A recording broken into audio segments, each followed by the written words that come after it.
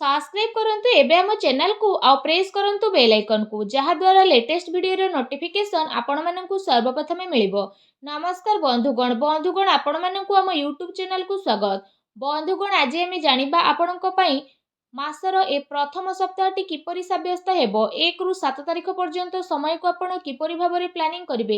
आपणकर love life किपरि रहइबो, business किपरि रहइबो, व्यापार किपरि रहइबो, स्वास्थ्य, शिक्षा, पारिवारिक जीवन, दाम्पत्य जीवन, लव लाइफ सबु किछि विषय रे पूरा विस्तार पूर्वक भाबे जानिबा। तेणु वीडियो आगो को आरंभ करबा पूर्वरु आपण माननकु रिक्वेस्ट कि चैनल जदि नुआ आछंती चैनल को सब्सक्राइब करंतु और पाखरे आसुथुआ बेल आइकन को क्लिक करंतु और कमेंट बॉक्स रे जय श्री गणेश और जय माता लक्ष्मी बोली अवश्य लिखि दियंतु जेउ कारण पई भगवान श्री गणेश और माता लक्ष्मी कृपा आपण को मिलिबो। तो आसंतु जानिबा आगामी 1 रु 7 तारिख अर्थात मासर प्रथम सप्ताहटी आपणकर किपरि कटिबो, केउ प्रकारर ए 7 दिन को आपण प्लानिंग करिवे। जदि कहिबा आपण कठिन परिश्रम द्वारा सबु किछि को ए समय रे हासिल करिवे जहार आपणकर इच्छा थिला।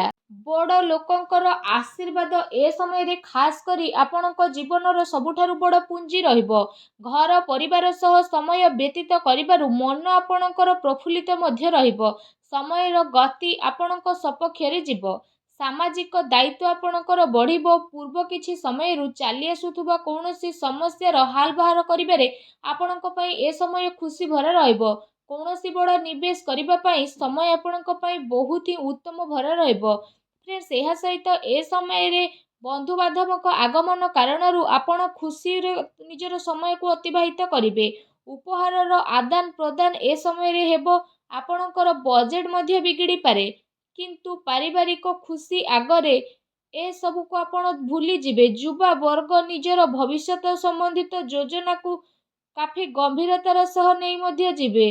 ता सहित किछि संवेदनशील तथा सोमहारी जीवारे आपणकु अवसर मध्य प्राप्त हेबो तथा सम्मानर सहित आपणकर प्रतिटी इच्छा पूरण हेबो। संतान संबंधित कार्य जेमिति चाकरी ए सबु कार्यर योजना मध्य समय आपणकर सफल हेबो।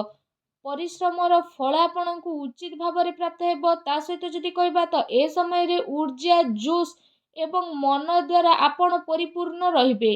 पिलांक सहित खास करी धैर्य रखी आपण व्यवहार करंतु जेउ कारण पई प्रतिटी स्थिति आपणकर शुभदायक साब्यस्त हेबो।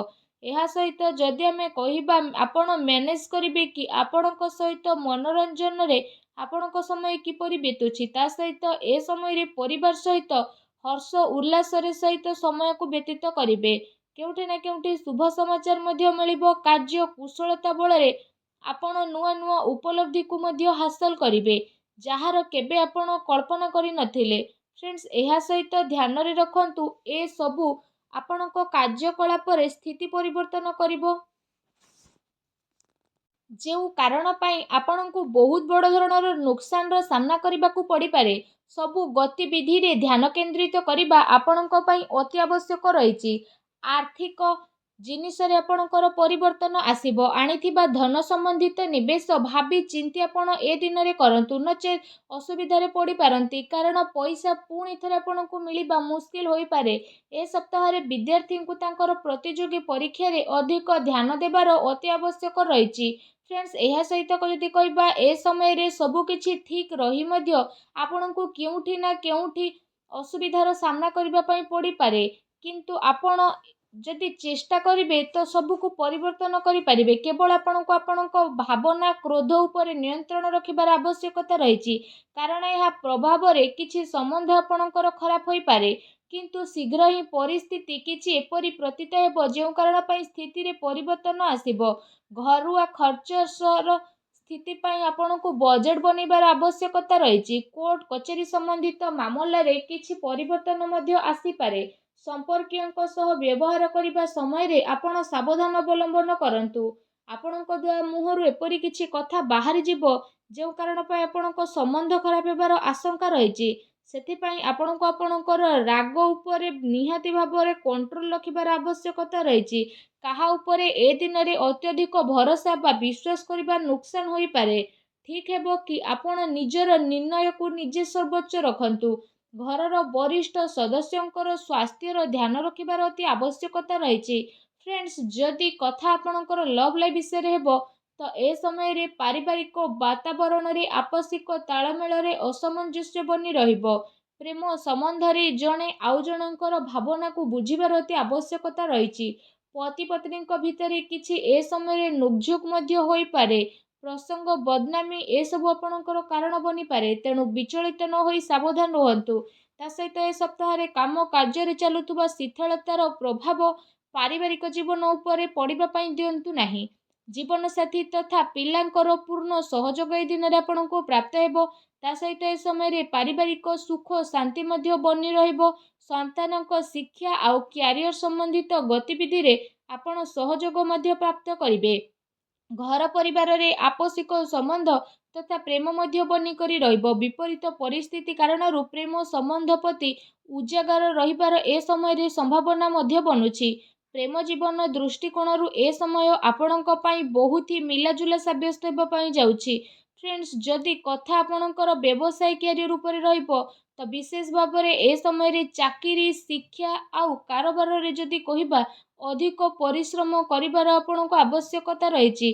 कार्य विस्तार संबंधित कौनसी भी योजना को कार्य रूप में परिणत करने पूर्व भल भाव विचार विमर्श ए सप्ताह आपण करंतु।